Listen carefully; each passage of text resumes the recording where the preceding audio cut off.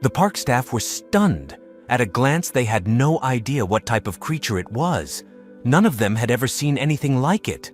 The group of them joined forces to take some measurements and tests in order to determine what it was that they had just witnessed.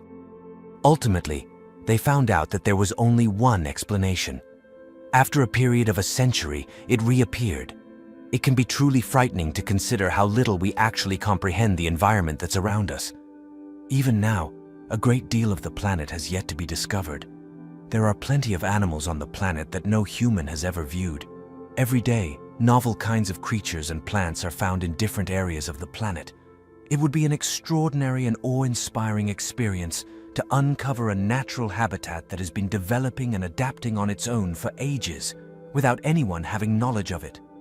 Park rangers are no strangers to seeing unusual things. But the park rangers at the Mount Rainier National Park were astounded when something unexpected occurred. Until now, nature continues to be an incomprehensible power that surprises us every day. A few instances have happened where creatures are thought to be wiped out, merely for them to be seen many years later. It is peculiar to consider that nature continues to progress away from our watching. It's a realization that is both shocking and humbling. Recently, this was the case in one of America's national parks. Stephanie Jenkins put in a lot of effort as the superintendent of Mount Rainier National Park.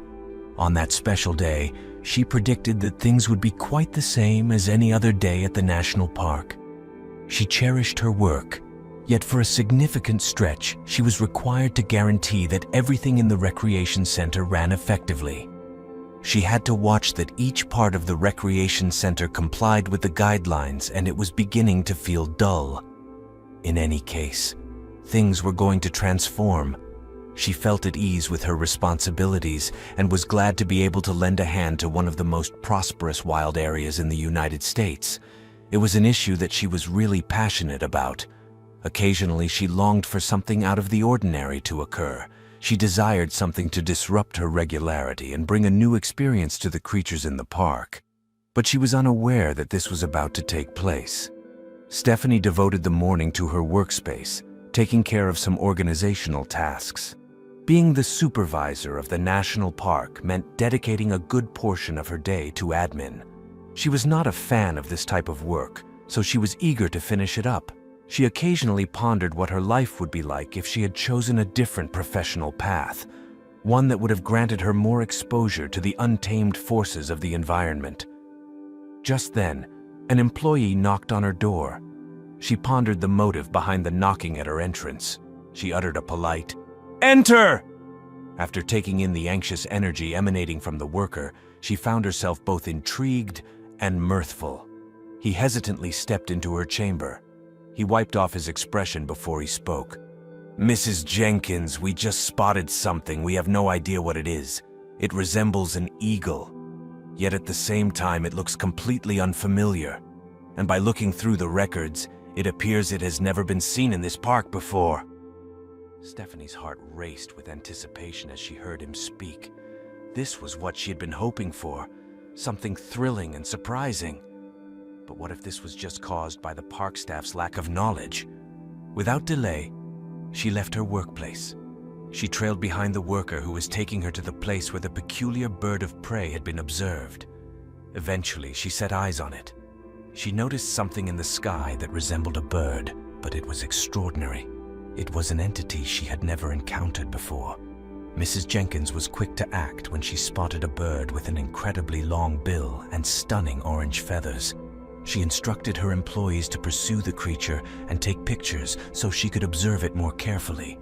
Once they finished, Mrs. Jenkins had the opportunity to get a better view of the peculiar avian. All of a sudden, a thought crossed her mind. Could it be? However, that seemed inconceivable.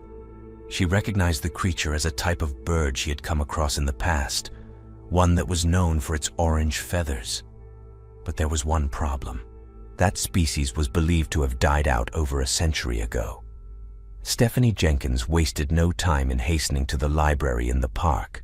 She perused every catalog on eagles and other birds resident to the region. She spent the entire day perusing the book, and by the end, She was certain that the peculiar eagle was the same predator rumored to have passed away 100 years ago. That particular type was very interesting. It is believed to have been brought to America from India by British colonists in the 1800s. It would consume mice, rats, and even small squirrels. At the moment, its vibrant orange feathers were extremely prized for decorative and embellishing uses. Subsequently, it vanished from India and the United States. That was the opinion of the scientific world until Jenkins revealed its presence. At once, Jenkins fired off an email to the main universities in the locality. She was eager to uncover the tale of her discovery. How did that eagle endure throughout the ages in spite of the intense hunting? How many of them could be located in the vicinity? She was thrilled to find out if the peculiar bird could only be seen within the park, or if it existed all across America. She yearned for the educational world to look into the unusual creature. Many universities quickly responded to Jenkins's communication. Scholars were highly intrigued by Stephanie's discovery. Unfortunately, a biologist then crushed all of Stephanie's ambitions. A zoologist recounted an account of two other feathered creatures that were a deep orange color which were observed in Wales close to the Pembrokeshire Coast National Park. They were similar in appearance to Stephanie's bird, yet not everything was as it appeared. The zoologist declared that the initial brilliant orange avian was seen on the edge of a road in Wales. Everyone was amazed by the peculiar, gorgeous hue of the bird. It resembled the legendary phoenix. The bird seemed to have difficulty flying, so an enthusiastic do-gooder grabbed it and contacted Tiddlywinkle's Wildlife Hospital. When they telephoned us to inform us that they had taken in a bird with an orange hue, we had no clue what to anticipate, and we would never have envisioned this. Tiddlywinkle's Wildlife Hospital published on their Facebook page, alongside a picture of the peculiar-looking avian. Everyone was thrilled that they had potentially uncovered a novel creature. The avian seemed unlike anything anybody had ever come across.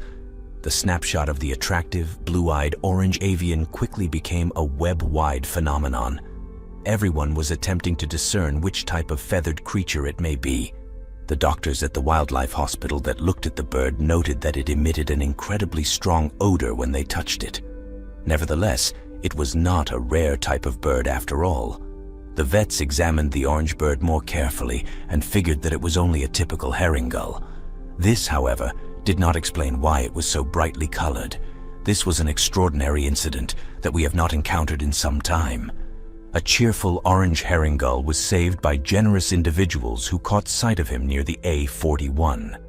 It was discovered that the herring seagull had managed to become covered in turmeric and curry seasonings, which also answered the odor. The bird had a lot of stuff coating his feathers, which made it hard for him to fly. We don't know how it happened, but luckily, aside from its striking color and strong scent, it was in good shape, the hospital reported in a post that became very popular. The medical team at the hospital concluded to call the seagull Vinny, after the popular Indian dish, vindaloo. They gave him a bath with soap and H2O to get his feathers spotless. He was eventually able to soak them in curry liquid, but eventually agreed to let us wash him off, they reported. Afterward, they showed an image of the avian's striking alteration, but this wasn't the primary or last occasion a seabird became too close to a pot of curry. In 2016, a picture of a feathery orange seagull doused with curry became famous on the internet.